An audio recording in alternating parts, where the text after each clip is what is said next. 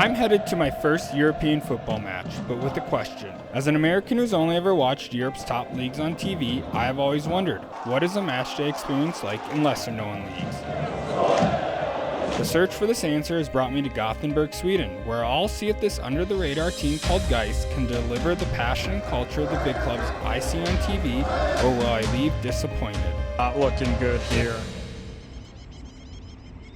Fun fact, Gothenburg is where the first football match in Sweden was played. Actually, right here where I'm at, according to this stone. See? It's in Swedish, but it's basically talking about the first soccer match. Okay, let's get off to the game now, shall we?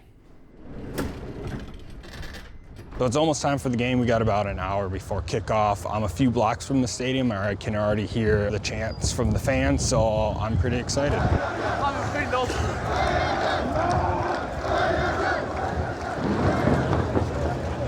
Oop, already lighting off fireworks.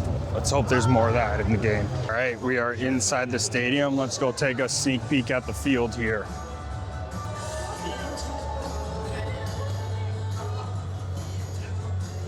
There she is. I've actually never been to a soccer game over here in Europe, so I'm excited. I've never thought my first game would be here in Sweden. I always figured it'd be like England or Spain or something, but I'm pretty sure this will still live up to the hype. Next was a much-needed stop at the concession stand before settling into my seat. This is my view for the match.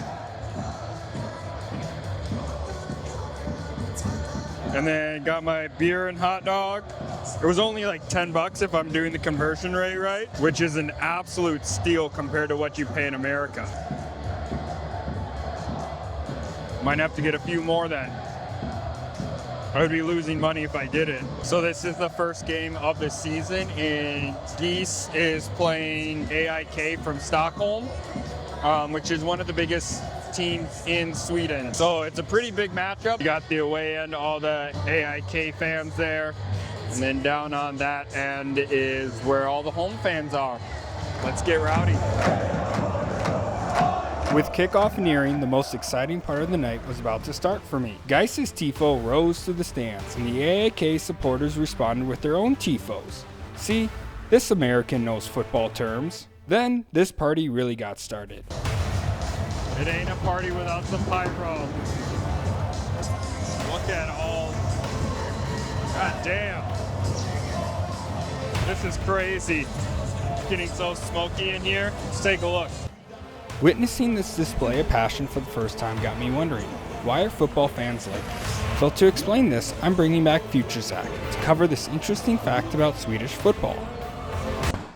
Oh hey, Future Zach here because, well, I forgot to film another part. So let's use my fancy fridge whiteboard again, because why not? Now there's thousands of reasons to explain the deep passion fans show for their clubs, but in Sweden they take it a step further. A while back, Sweden enacted a law that said 51% of every sports team has to be owned by the fans. Woohoo! Now changes to that law have taken place over time, but it remains the same in Swedish football, essentially meaning the fans control their team. In a time where billionaires are buying up sports teams they have no connection at all, Sweden has found a way to strengthen the connection between the fan and their team. And I think that's pretty neat. And that has inspired me to draw my own tifo, which represents the fans defeating the billionaires and owning their club.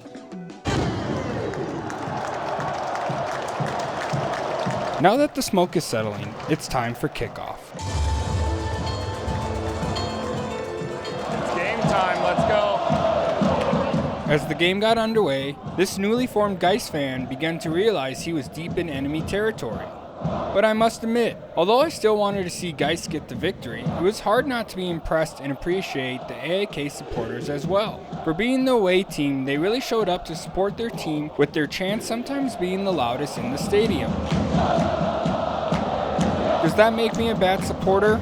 Maybe, and I'm sure y'all will let me know in the comments anyways. The scoreless first half ticked on, and each team produced a few chances which kept the match exciting.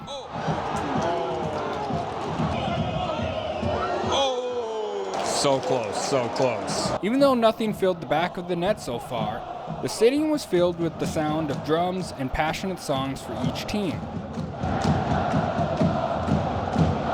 I was in awe of the atmosphere produced, and the first half flew by. All right, it's halftime. Here's an update. I got another beer because I feel like that will help loosen them up and get us a goal here. The second half began and the energy in the stadium was still at an all-time high. Each team had their chances, but we were still scoreless. Time ticked away, and with the 90th minute drawing nearer, you could sense the energy in the stadium increase as fans seemed to be urging their team to break through.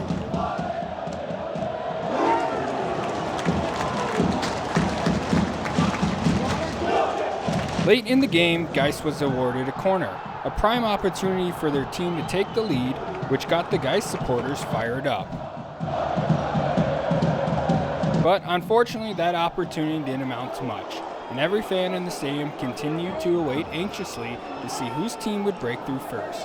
And I sat there wondering if my first game would really end scoreless. I know football enough to realize a scoreless match can still be exciting, but come on, we all want goals. Soon, stoppage time was added, and AIK was putting the pressure on, forcing back-to-back corners. Although GAIS' defense stood strong, it was almost like the away fans could sense what was to come.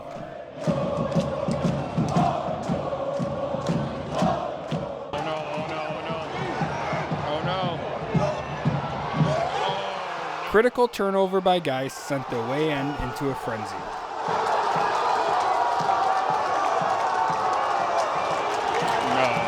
Killer right there. And with only minutes remaining, the chances of seeing my new team secure a point in this match would rely on a mere miracle.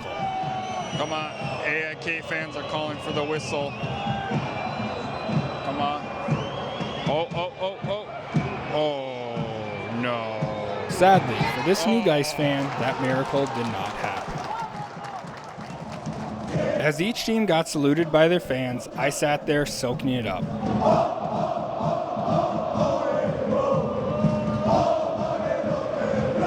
I came in with the question of what is football like in these countries that don't get global recognition? That question of what is this like can apply to all places in sports, and the search for that answer is the inspiration for me to make these videos. Throughout the 90-some minutes, it was hard not to fall in love with football in Sweden. The fans and players here in Sweden prove there's more out there. You can attend a league like the Allsvenska and still experience a great match with a passionate atmosphere and fans, showing us what football culture is truly about. An unwavering support for your team no matter what. Many of you probably already knew this, but for those who didn't, I recommend exploring what else is out there. And Sweden is a great place to start. It makes me excited to discover more leagues and teams like this, so please let me know which one should I add to my list for next time.